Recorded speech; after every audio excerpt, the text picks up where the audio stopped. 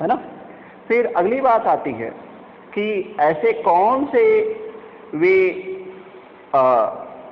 कारक हैं या कारण हैं जो कि योगाभ्यास में अवरोध उत्पन्न करते हैं। उनको हमें समझना बेहद आवश्यक है ना। क्योंकि जब आप योग के विषय में किसी को पढ़ाने जाएंगे या उसको योग करवाने जाएंगे तो इन मुद्दों को आपको ध्यान में रखना पड़ेगा, है ना। या अपने लिए भी आप खुद योगाभ्यास अगर करने जा रहे हैं तो इनमें से कोई, या अभी और आगे की स्लाइड में भी कुछ मुद्दे हैं, है ना, कुछ अवरोध है, तो उनके विषय में भी हम लोग बात करेंगे। तो ये कुछ एक अवरोध आपको योगाभ्यास में परेशानी उत्पन्न कर सकते हैं। तो पहला क्या है? व्याधि। व्याधि का मतलब शारीरिक रोग। जब भी शारीरिक रोग हो जाता है तो आप योग करने में असहजता महसूस करने लगते हैं, परेशानी महसूस करने लगते हैं, है ना। व्याधि का मतलब शारीरिक रोग, ठीक है। व्याधि की अवस्था में आप योग अभ्यास कर पाने में परेशानी महसूस करते हैं। दूसरा है स्त्यान। स्त्यान का मतलब उत्साहहीनता। उत्साहहीनता, जब आपके अंदर मोटिवेशन नहीं होता है ना, तो आपके अंदर जब अभिप्रेरणा नहीं होती, उत्साह की कमी होती है, लगन की कमी होती है, तो भी आप योग नहीं कर पाते हैं। या कई बार होता है ना कि मन उचट जाता है ना। यहाँ स्त्यान का मतलब कि मन का उचट जाना, उत्साहहीनता होना कि यार बहुत हो गया योग, है ना, अब तो योग करने का मन ही नहीं कर रहा, उत्साह ही नहीं बन रहा, उसमें संवेग ही नहीं बन रहा, है ना। सांवेगिक स्थिति योग करने के लिए उपयुक्त नहीं बन पा रही है, तो इसको हम बोलते हैं स्त्यान, ठीक है। अगला है संशय। जब हमें डाउट होता है कि पता नहीं इससे लाभ होगा कि नहीं होगा, पता नहीं इसको करने से कोई नुकसान ना हो जाए, तो तमाम सारे आपके अंदर विकल्प आते जाते रहते हैं, है ना। तमाम सारी मान्यताएं, किसी एक पर आप ठहर नहीं पाते हैं, संशय की स्थिति आपकी बनी रहती है। तो जब संशय की स्थिति बनी रहती है, संशय की स्थिति होती है, तो भी स्वाभाविक है कि योग कर पाने में, है ना, योगाभ्यास में आप तन्मय नहीं हो पाएंगे, उसमें तल्लीनता नहीं हो पाएगी, और जब तल्लीनता नहीं हो पाएगी तो किसी भी योगाभ्यास को समुचित रूप से आप नहीं कर पाएंगे। जैसे ध्यान नहीं कर पाएंगे, आसन भी ऐसे वैसे शरीर लुंज पुंज, है ना, उसको आप सही समुचित रूप से कर नहीं पाएंगे, तो इससे भी योगाभ्यास में बाधा उत्पन्न होती है। अगला है, तीसरा है, चौथा है प्रमाद। कोई परवाह न करना। जो प्रमाद, हाँ, प्रमाद का मतलब ये लोग प्रायः इस तरह के लोग अभिमान से युक्त होते हैं। ये मानते हैं कि जो मैं सोचता हूँ वही सही है। ऐसे कई लोग मिलेंगे, और प्रायः जो प्रमादी लोग हैं, हाँ, अभिमान से युक्त होते हैं, हाँ। तो प्रमादी लोग जो होते हैं प्रायः इनका एक फीचर होता है आयुर्वेदिक हिसाब से, ये थोड़े मोटे होते हैं, स्थूल होते हैं। तो उसको हम कहते हैं प्रमाद। प्रमादी लोग प्रायः, हालांकि इसका मतलब ये मत निकाले कि सारे प्रमादी लोग मोटे ही होते हैं, है ना, तो या सारे मोटे लोग प्रमादी होते हैं, ये आशय नहीं निकालना चाहिए। लेकिन सामान्य तौर पर प्रमादी लोग थोड़े मोटे होते हैं, तो इनके अंदर एक अभिमान की प्रवृत्ति होती है, और ये मानते हैं कि जो मैं सोचता हूँ वही सही है ना, और मुझे इनकी सोच की कोई परवाह नहीं है ना, या संवेदनशीलता की कई बार कमी होती है ना, ऐसे लोगों में। तो प्रमाद के कारण भी कई बार योगाभ्यास में बाधा उत्पन्न होती है ना। हालांकि प्रमाद और आलस्य ये दोनों बड़े गहराई से जुड़े हुए हैं। प्रमाद, आलस्य का मतलब होता है कुछ ना करने की इच्छा होना, क्रियाहीनता की स्थिति में रहना, कुछ करने का मन नहीं है यार, है ना। होश की अविरति। अविरति क्या होता है? जब आप योगासन प्राणायाम करते हैं तो कई बार आपको योगासन प्राणायाम के बजाय नहीं मेरा नहीं और उनका तो कई बार क्या होता है कि जब आप आसन प्राणायाम कर रहे होते हैं तो कई बार आपको भोगों में तीव्र अभिरुचि बन जाती है। अविरति की अनुभूति आप में से जो लोग साधना करते हैं जिन भी रूपों में, है ना, वे कई बार महसूस करते होंगे। तो कई बार क्या होता है कि आप जब साधना कर रहे होते हैं, कोई योग कर रहे होते हैं, तप कर रहे होते हैं, ध्यान कर रहे होते हैं, लंबे समय तक कोई संकल्प लेकर के आप किसी चीज को कर रहे होते हैं, तो उसमें बीच में क्या होता है कि अचानक में आपका मन उस योग से हट जाता है। अविरति, अविरति मतलब विरति, विरत का मतलब उसमें रत रहना, लगे रहना। अविरति मतलब उससे हट जाना, अलग हट जाना, और उससे हट करके किसी भोग में अभिरुचि जाग जाती है।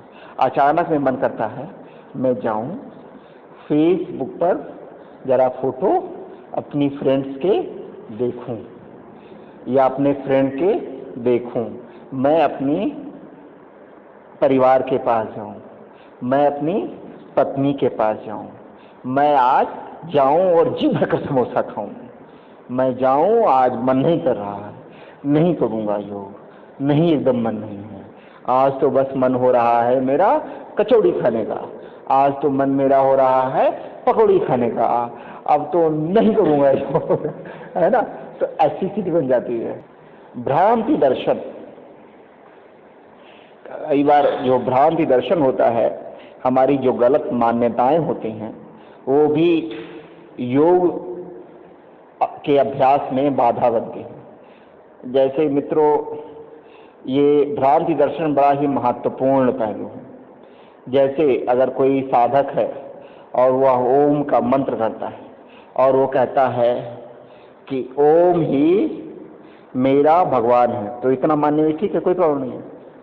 लेकिन अब कहे कि जो लोग ओम को नहीं मानते हैं उनका हम गला क्या करेंगे, काट देंगे, तो योग तो नष्ट हो गया, गया ना। काटिए गला, जाइए काटिए गला। अब भैया राम की मूर्ति से प्यार करते हो, करो, वो राम को नहीं मानते हैं, नहीं मानते हैं, तो अगर यहां रहना है तो राम राम कहना है, कोई बात है। योग की स्थिति में नहीं है, साहब मामला गलत है, गड़बड़ है।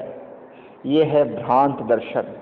जब आप गलत मान्यताएं बना लेते हैं, जो आपके प्रतीक होते हैं योग के या योगाभ्यास से संबंधित गतिविधियां होती हैं, उनका जो अर्थ होता है, उनका जो दर्शन होता है ना,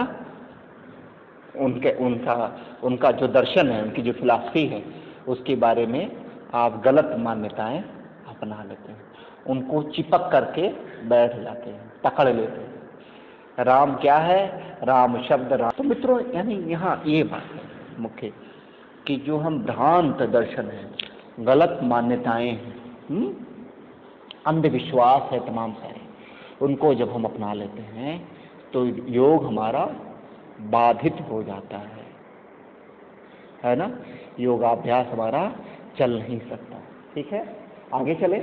अगला है अलब्ध भूमिकत्व। अलब्ध भूमिकत्व का आशय है एकाग्र ना हो पाना। आप बार बार कोशिश करते हैं लेकिन एकाग्र नहीं हो पाते, है ना। तो जब आपका चित्त एकाग्र नहीं हो पाता है, तो चित्त एकाग्र न हो पाने के कारण जो यथार्थ का ज्ञान है वह आपको मित्रों नहीं हो सकता। चित्त एकाग्र नहीं हो पाता ना, चित्त वृत्तियों का निरोध नहीं हो पाता, तो एकाग्र नहीं हो पाता। जब एकाग्र नहीं हो पाता तो आपको अपने वास्तविक स्व की अनुभूति नहीं हो पाती। तो यह भी एक बाधा है कि आप एकाग्र ही नहीं हो पा रहे हैं। और इसके एक आगे जो और है, जिसको हम कहते हैं अनवस्थित तत्व। अनवस्थित तत्व का मतलब कि आपने जो एकाग्रता लंबे समय के अभ्यास के बाद में पाई है, उसको लगातार बनाए ना रख पाना। जब तक आप, जैसे मान लीजिए कोई एकाग्रता आपको मिली और 2 दिन ही बनाए रख पाए, उसके बाद में आप फिर जल्दी ही वो एकाग्रता हाथ से, आपके हाथ से चली जाती है। तो इसको हम बोलते हैं अनुवस्थी तत्व, है ना। प्राप्त एकाग्रता को लंबी समय तक बनाए ना रख पाना, ठीक है। अगला है दुख। जब आपको कोई पीड़ा होती है तो उसको हम बोलते हैं दुख, और पीड़ा की स्थिति में भी आप योग को सही ढंग से नहीं कर पाते, है ना। हाँ, दुख, हाँ हाँ। अब पीड़ा किसी भी रूप में होती है, जैसे मान लीजिए इसे उसी में है ना, ये बाधाओं में है पीड़ा। जैसे मान लीजिए आपका कोई कुछ सामान खो गया तो आप एकदम उसी पीड़ा में होते हैं, या आपका कोई मित्र इस संसार से चला गया, या आपका कोई संबंधी इस संसार से चला गया, तो उसको लेकर के आप बेचैन रहते हैं। कोई सामान चला जाए या कोई व्यक्ति आपके पास से चला जाए, है ना, या वो दूर चला जाए, कमाने चला जाए, परदेश चला जाए, है ना, तो भी आप योग की स्थिति में नहीं रह पाते हैं। दौर्मनस का मतलब निराशा।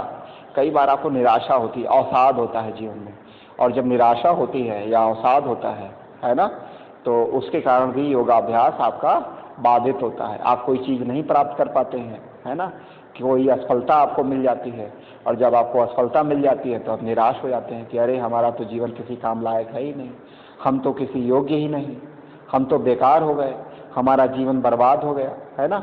ये निराशा का जो भाव होता है कि अब तो हमारे लिए कुछ रहा ही नहीं, सब नष्ट हो गया, अंधकार ही अंधकार है चारों तरफ, प्रकाश अब कभी फूटेगा ही नहीं, आशा की कोई किरण रही ही नहीं। तो ऐसी स्थिति क्या होती है, निराशा की होती है ना। दौर्मनस से अंग में जयत्व।